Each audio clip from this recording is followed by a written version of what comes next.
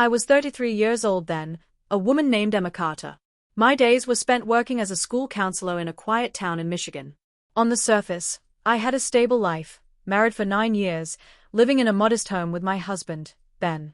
He worked in IT from our house, steady and dependable, always kind, though his silence often weighed heavier than his words. We rarely argued, never created drama. To outsiders, our marriage looked peaceful. But peace can sometimes mean distance. Over time, the quiet between us became a wall. Dinner at the table, a TV show here and there, and then lying down at night back to back, untouched. The warmth, the spark, gone. Ben noticed too, though he never said much. Maybe we both thought this was simply what marriage turned into after years together. Then came the evening he surprised me. I had just finished folding a pile of laundry when he sat beside me, his expression sharper, more serious than I had seen in years. "Emma, I've been thinking," he began. I looked at him, startled. "About what?" His chest rose and fell as he drew in a breath. "About us. About how things feel between us. I know you're not happy. I know I haven't been able to reach you like I used to." I sat frozen, the weight of his honesty sinking in. It had been so long since either of us had spoken that plainly. "You're right," I finally admitted.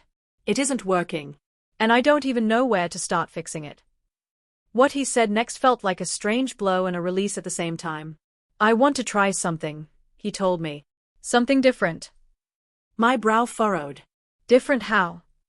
He hesitated, searching for the right words. "I've been reading about couples who try unconventional things. Arranged experiences that spark reconnect ion." I stared at him. "Are you suggesting what I think you are?" Ben's eyes dropped. His face reddened. "I want you to meet someone. Just once. Someone I've chosen. I'd be there too. Not in a strange way. I just want to understand what you need. Maybe it could help us." At first, I laughed. Then I cried. It was absurd. It was painful. Yet, buried under the shock was a flicker of curiosity, and that unsettled me most of all. A week later, I thought he'd let it go. But one night, he handed me a slip of paper with a name and time written on it. "His name's Ryan," Ben said quietly. "I've already spoken to him. He's safe. He knows the boundaries." I wanted to scream, to walk away. But something, a blend of hurt, resentment, and perhaps a tiny thread of hope, pulled me toward that meeting. When the evening arrived, Ryan stood before me. Tall, calm, late 30s.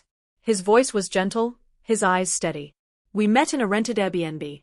Ben was there too, sitting off to the side with a glass of water, looking just as nervous as I felt. There was no wild intensity, no physical sparks. Just conversation. Presence. A connection I hadn't felt in years. Ryan asked me questions I hadn't dared ask myself. How I had been coping. What I missed most about the younger version of me. I found myself in tears as I answered. He made me laugh too, with stories about life's odd little struggles. For the first time in years, I felt visible. At one point, Ryan reached for my hand. He didn't let go immediately. That simple gesture was enough to crack something deep inside me. Ben noticed. He nodded slowly, an unspoken acknowledgement passing between us. This wasn't betrayal. It was release. We rode home mostly in silence. Once inside, Ben turned to me. "Thank you, for trusting me, for trusting us. I didn't realize how much pain you were carrying." I nodded, tears brimming again. "I didn't either." Over the following weeks, something shifted. We talked more than we had in years. About childhoods. About fears. About loneliness. The walls we had built around ourselves started to crumble. Not because of Ryan, but because his presence forced us to finally break the silence. Months later, Ben and I started couples therapy. We weren't patching cracks, we were building something sturdier, more real.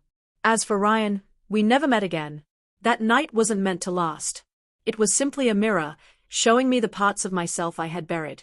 The story might sound scandalous on the surface, but the truth is, that night wasn't about infidelity. It was about rediscovering honesty, vulnerability, and trust in a form neither of us expected.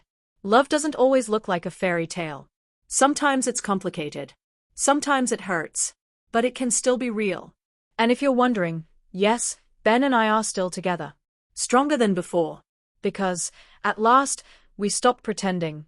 and started telling the truth, even when it hurt.